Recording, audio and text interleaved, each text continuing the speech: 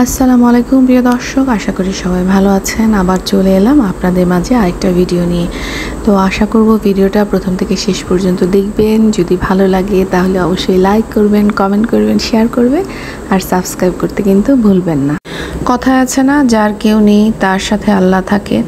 তো সেরকমই কিছু ব্যাপার থাকে যে কিছু কিছু মানুষ নিজেদেরকে মানে এমন পর্যায়ে নিয়ে যায় যে তারা ভাবে যে তারাই বুঝি সবচেয়ে পাওয়ারফুল, তারা চাইলেই একজন মানুষকে তার পায়ের তলায় নিয়ে আসতে পারবে। তা আসলে ভুলে যায় যে উপরওয়ালার যে কি শক্তি, উপরওয়ালা চাইলেই সেই মানুষকে আল্লাহর পায়ের তলায় নিয়ে আসতে পারে। তো যাই হোক, সেই বিষয় নিয়ে আর কথা না বলি। যেগুলো নিয়ে কথা বলি সেটা হচ্ছে যে ফাতেহার দুঃসাহসী কাজ দেখে আমি সত্যি অবাক হয়ে গেছি। কারণ একা একা ধরেন ফাতেহার জন্য ঠিক আছে, ফাতেহা মফস্বলের মেয়ে, ফাতেহা ঢাকায় পড়াশোনা করছে, ফাতেহা হয়তো অনেক একা আসা যাওয়া করতো। আর আমাদের সময়টা যখন ছিল তখন আসলে এতটা মানে নিরাপত্তাহীনতায় কিন্তু আমরা ভুগতাম না। কিন্তু এখন এমন একটা অবস্থা হয়ে গেছে পরিবেশ যে মানে বিদেশ থেকে দুইটা বাচ্চা আসছে, সুটকেস নিয়ে দুইটা বাচ্চাকে নিয়ে একা একা জার্নি করা কিন্তু চারটিখানি কথা না। তো সেটা নিয়ে একটু কথা বলবো। আর ওইদিকে বাপ্পিকে দেখলাম যে একদম মাথায় করে কার্টুন নিয়ে উপরে এসে সে হচ্ছে আপনার আমাদের সাথে শেয়ার করতেছে যে ফাতেহা কী নিয়ে আসছে। এটা কি তার খুব দরকার ছিল মাথার উপরে? যদি এটা সত্যিই খুব ভারী হয়ে থাকে, আর মাথাটা কিন্তু আমাদের খুবই একটা ইম্পর্টেন্ট, আমাদের শরীরের একটা অংশ, যদিও আমাদের প্রত্যেকটা শরীরের প্রত্যেকটা পার্টই আমাদের জন্য খুবই গুরুত্বপূর্ণ, কিন্তু মাথাটা কিন্তু সবার আগে। সো সেই মাথার উপরে করে এত ভারী একটা জিনিস সে নিচ থেকে উপরতলা পর্যন্ত বয়ে নিয়ে এসে দেখানোর আসলে কোনো মানে হয় না। আর তিশার কথা দেখলাম, তিশা তার কী বলে এটাকে, রঙিন চশমা পরে আমাদের সঙ্গে দেখা করতে আসছে এবং সে যা করে অনেক পুরাতন ভিডিও, যেটা কিনা সেই বিয়ের প্রোগ্রামটা যখন হয়েছে তখনই কিন্তু তানজিলা চলে গেছিলো, সেই প্রোগ্রামটা আমাদের সাথে শেয়ার করছে। আর ওইদিকে তানজিলা ভিডিও করলো যে তার যে শাশুড়ি, তার দুই চাচি শাশুড়ি আর তার শাশুড়ি তার দাদি শাশুড়িকে যত্ন করে কিনা সেই ব্যাপারে সে আসলে কিছু জিনিস ক্লিয়ার করতে বসছে। তো সেই নিয়েও কিছুক্ষণ কথা বলবো। আর ওইদিকে টাউট রাজ আর হাদিস, মানে ওই যে কী বলে ক্ষণে ক্ষণে যে গিরগিটির মতো রং বদলায় শারমিন, মাল্টি শারমিন, তাদেরকে নিয়েও কিছু বলবো। তো চলেন শুরু করি।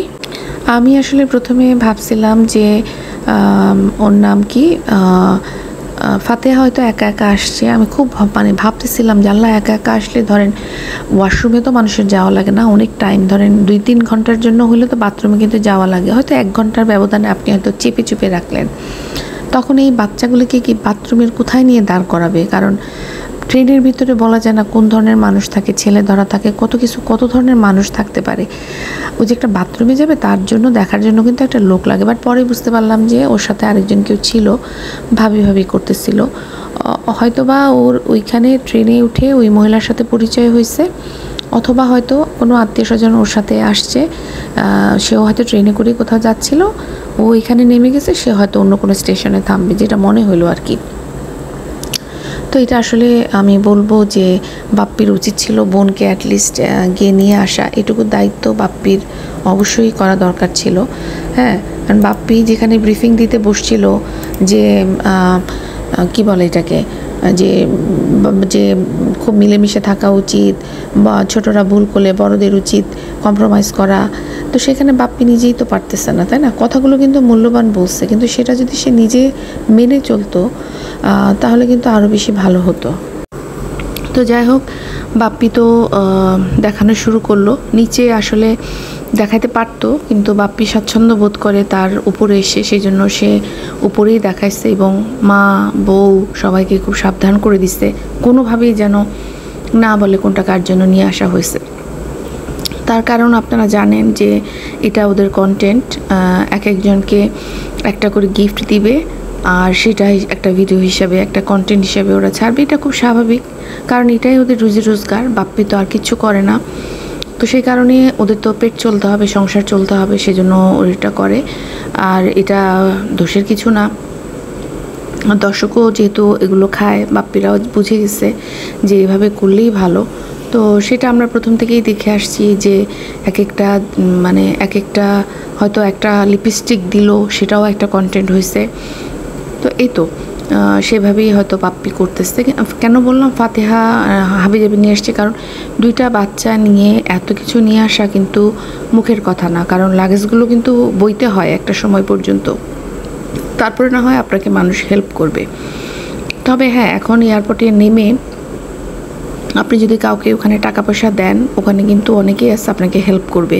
আপনার সমস্ত লাগেজগুলো একদম কিন্তু গাড়ি পর্যন্ত উঠায় দেয়, মানে ওই যে বেল্ট থেকে শুরু করে একদম লাস্ট পর্যন্ত কিন্তু ক্যারি করে দেয়। তো সেটা হয়তো ফাতেহা নিবে না, যেহেতু কিছু টাকা দিতে হবে। তো ফাতেহা সেই কাজটা হয়তো বা করে নাই, আমার যতদূর মনে হয়েছে, কারণ আমি আসলে ওইভাবে ভিডিওগুলো দেখি নাই, সেজন্য আর বলতে পারতেছি না। তো এই যে ফাতেহা নিজের কাছের মানুষ, যেমন মা, ভাই, ভাইয়ের বউ, ভাইয়ের বাচ্চা, শ্বশুর শাশুড়ি, এদের জন্য দামি কিছু উপহার নিয়ে আসলো। আর বাকি যারা আছে একটা ফ্যামিলিতে, যদি আপনি একটা বড় ভেসলিন দেন, একটা লোশন দেন, সাথে হয়তো একটা চকলেটের প্যাকেট বাচ্চা যদি থাকে, বা একটা বাদামের প্যাকেট দিয়ে দিল, তাহলে কিন্তু আর খুব বেশি কিছু দেওয়া লাগে না। অথবা একটু সাবান দিল, তাহলেও কিন্তু হয়ে যায়। কিন্তু ও দেখলাম অনেক হাবিজাবি জিনিস নিয়ে আসছে। তো আসলে এত হাবিজাবি জিনিস আনার কোনো মানে হয় না।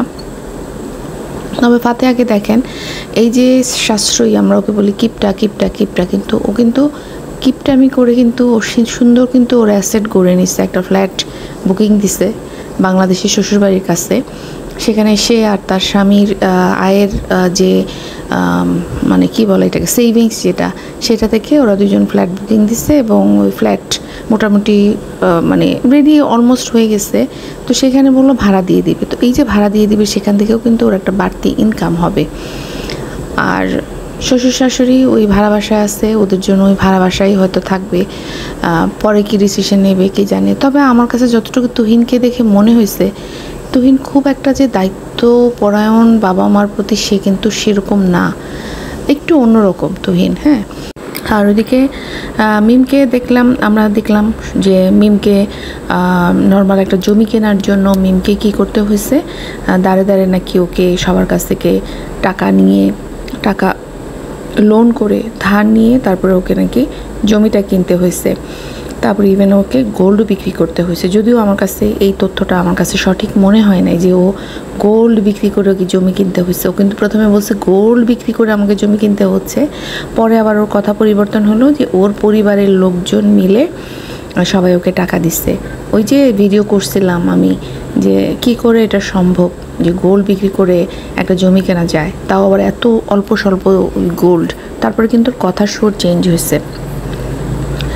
তো এখন একটা জিনিস আপনারা খেয়াল করেন যে ফাতেহার থেকে কিন্তু মিমদের ভিউজ অনেক বেশি, কারণ মিমদের লোকজন কিন্তু মিমদের ভিডিও দেখার জন্য একদম আনচান হয়ে থাকে।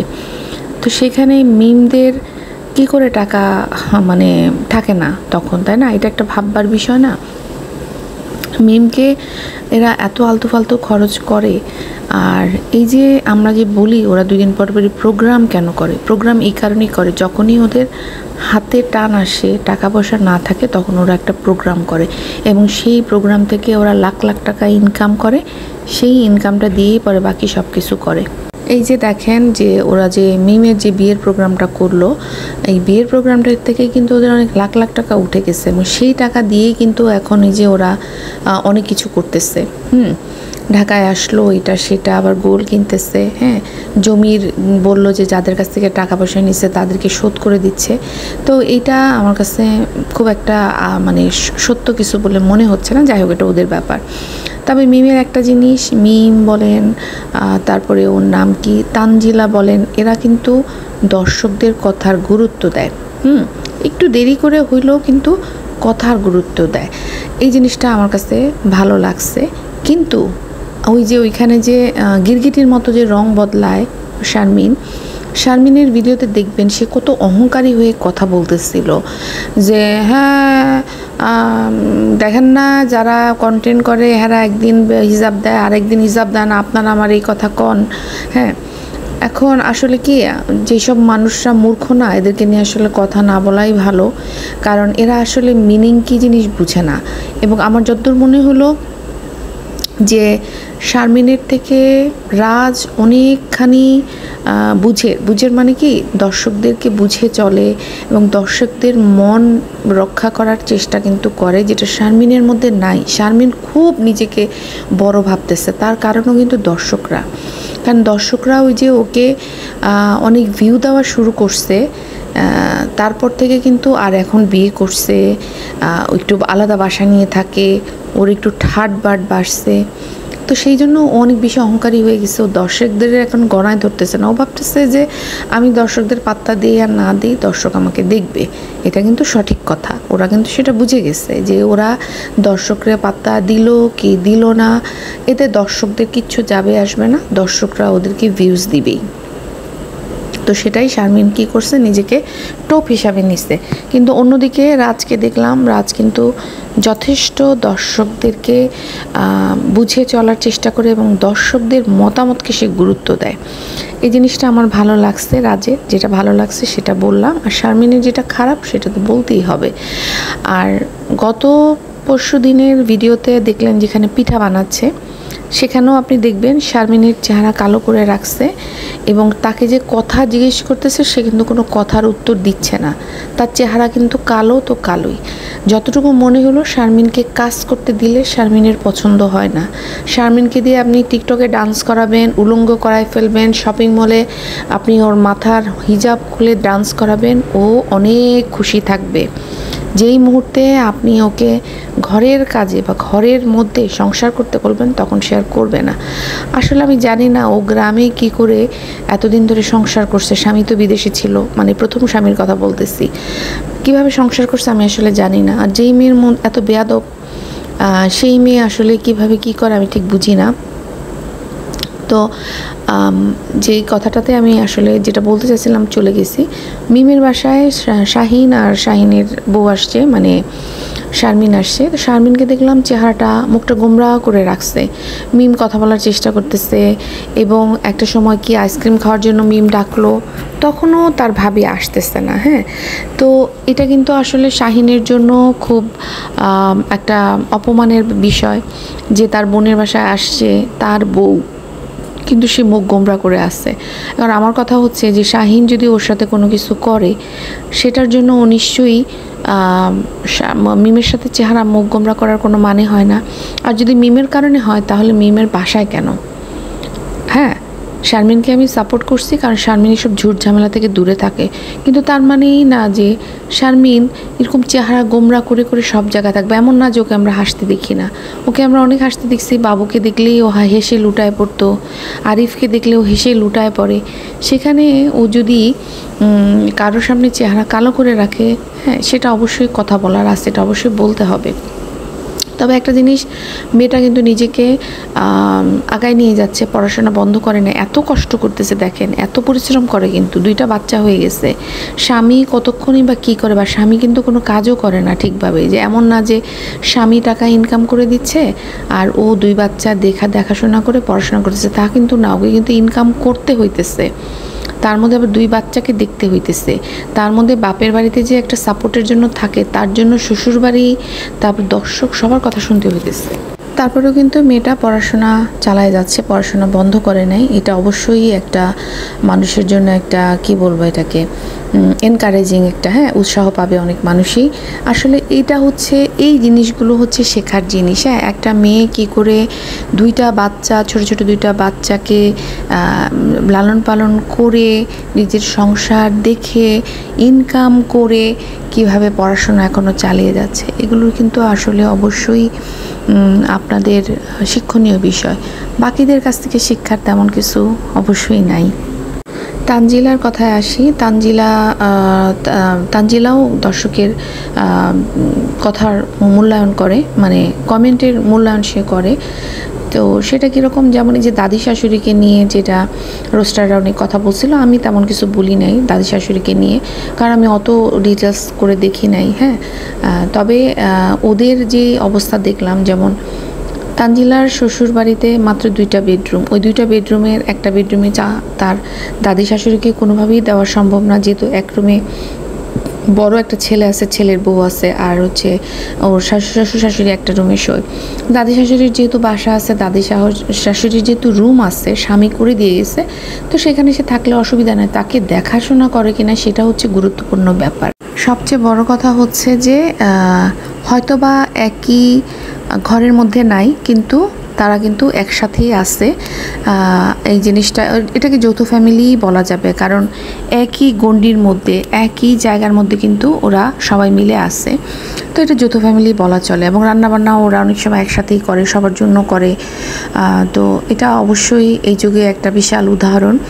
তো দাদি শাশুড়ির কথা যেটা বললাম, যে আসলে দাদি শাশুড়িকে নিয়ে লোকজন কথা বলা শুরু করছে কিন্তু তানজিলার কারণেই। তানজিলা আসলে যখন প্রেগনেন্ট হলো, বিভিন্ন কারণে হয়তো শাশুড়ির সাথে ওর অনেক কিছু নিয়ে বনিবনা হয় নাই। একটা কথা আছে যে একসাথে 4-5টা ছেলে মানুষ কিন্তু বসবাস করতে পারে, কিন্তু একসাথে 2টা মেয়ে বসবাস করা খুব মুশকিল। হ্যাঁ, এটা কিন্তু সত্যি কথা। সো শাশুড়ির সাথে ওর বনিবনা হবে না, এটা খুব স্বাভাবিক ব্যাপার।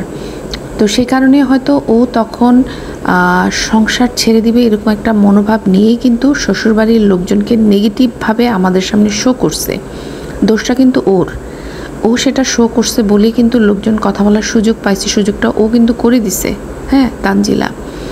তো এখন যদি সেটার সাফাই গাইতে আসে, শুধুমাত্র এখন যখন দেখছে যে বাপের বাড়িতে আসলে থেকে ও তেমন কোনো কিছু পাচ্ছে না, বরং শ্বশুরবাড়িতেই ওকে অনেক বেশি যত্ন করতেছে, অনেক বেশি ওকে গুরুত্ব দিচ্ছে, সেই জন্য ও যদি এখন আবার সব কিছু ঠিক করার চেষ্টা করে, খারাপ কিছু না। কিন্তু আজকে শ্বশুরবাড়িকে ওই লোকের সামনে, দর্শকদের সামনে খারাপ করছে, কারণ ও তখন সংসারটা থেকে বের হয়ে যেতে চাইছিল। তো এখন আবার দেখছে যে না, উপায় নাই, ও প্রেগনেন্ট হয়ে গেছে। ওর মা ওইভাবে করে, ওর মা এরকম সাংসারিক মেয়ে না, ওর মা হচ্ছে যাযাবর, আজকে এখানে তো কালকে সেখানে, দৌড়াদৌড়ি। ওর মা এক জায়গায় স্থির থাকতে পারে না। আজকে তিশারা 3 বোন বাপের বাড়িতে যায়, কেন ভালো থাকে? কারণ ওর মা মানে কোহিনুর বেগম সাংসারিক বলে পারে। কিন্তু এই 3 বোনের ছেলে মেয়ে কি আইসা কখনো শান্তি পাবে তাদের বাসায়? কারণ এরা তো এক জায়গায় স্থির থাকতে পারে না। তো এটাই বোধহয় আল্লাহর নিয়ম, একজন হইলে আরেকজন হয় না। এটাই হচ্ছে গিয়ে দুনিয়ার নিয়ম, আমাদের হাতে কিচ্ছু করার নাই। তো তানজিলা এখন সবাই সে দর্শকদের কথার গুরুত্ব দিয়ে সে সবার সামনে তার দাদি শাশুড়িকে আনলো, এবং তার শাশুড়িকে সে অনেক ভালো উপরে ওঠানোর চেষ্টা করলো। যে তার তার শাশুড়ি, তার চাচি শাশুড়ি অনেক করে, খাওয়ায় দেয়, কাপড় করে দেয়, যার কারণে সে শাশুড়িকে, মানে দাদি শাশুড়িকে নিয়ে একদম উঠানে বসে সবাই মিলেই আর কি একটা ভিডিও করে দর্শকদের দেখায় দিল যে না, তারা টেক কেয়ার করতেছে। তো এটা অবশ্যই ভালো। এটা ও যেহেতু এই ঝামেলাটা পাকাইছে, ওই এখন সেখান থেকে উদ্ধার করছে, এটা খুব ভালো কথা। আরেকটা জিনিস তানজিলাকে বলি, যে তানজিলাকে দেখলাম যে ও যেহেতু প্রেগনেন্ট, তানজিলা এখন ওজন বাড়বে, মোটা হয়ে যাবে, তা নিয়ে আসলে এই সময় এখন চিন্তা করার কোনো কারণ দেখি না। এখন হচ্ছে বাচ্চা ভিতরে পর্যাপ্ত পরিমাণে এনাফ পরিমাণে পুষ্টিবহুল খাবার খাচ্ছে কি না, সেটা হচ্ছে এখন দেখার বিষয়। তানজিলাকে দেখলাম একই ফ্রুট বারবার খায়, যেমন আতা ফল খায়, বা ওরা যেটা মেওয়া বলে। আতা ফলটা শুধু একটা আতা ফল খেলেই হবে? ওকে সব ফ্রুটই কিন্তু খাইতে হবে। যেমন ধরেন পেয়ারা খেতে হবে, কমলা খেতে হবে, আপেল খেতে হবে, আপেল বেশি করে খাওয়া উচিত। তারপরে ধরেন কলা তো অবশ্যই খাইতে হবে, কলাটা আয়রন কেন, বডির সমস্ত কিছু। এক গ্লাস দুধ, একটা কলা, তারপরে হচ্ছে একটা ডিম প্রতিদিন নিয়মিত করে খেতে হবে। আরেকটা জিনিস আমি যেটা বলি, বেশি করে আনার খেতে হবে। আনারটা কিন্তু এই সময় খুব কাজে লাগবে। হ্যাঁ, বিশেষ করে বাচ্চা হওয়ার পর যে একটা ব্লিডিং হয়, সেটার জন্য কিন্তু আনারটা এখন থেকে ওর খাওয়া উচিত। প্রতিদিন অ্যাটলিস্ট একটা করে আনার ওর প্রতিদিন খাওয়া উচিত। আর ওইদিকে যেটা আমার কাছে মনে হলো, অরেঞ্জ জুস, কমলার রস ঘরে বসেই করতে পারে। ওই যে কমলার বিভিন্ন ইয়ের মতো পাওয়া যায় না, লেমন স্কুইজার যেটাকে বলে, ওইটা কিনে এনে বাসায় প্রতিদিন একটা জুস খেতে পারে। বাচ্চার কিন্তু গায়ের রং সুন্দর হয় দুধ খেলে, তারপরে হচ্ছে আপনার অরেঞ্জ জুস করলে। বাচ্চার গায়ের রঙের থেকে বড় কথা হচ্ছে যে যেরকম হবার আল্লাহ তো নির্ধারণ করেই দিচ্ছে, তারপর আমাদের মনের মধ্যে একটা থাকে, হ্যাঁ। তো সেটার জন্য আসলে বলা। তো আজকে ভিডিওটা অনেক বেশি বড় হয়ে গেছে, পরবর্তীতে আরেকটা ভিডিও নিয়ে আসবো। সবাই ভালো থাকবেন।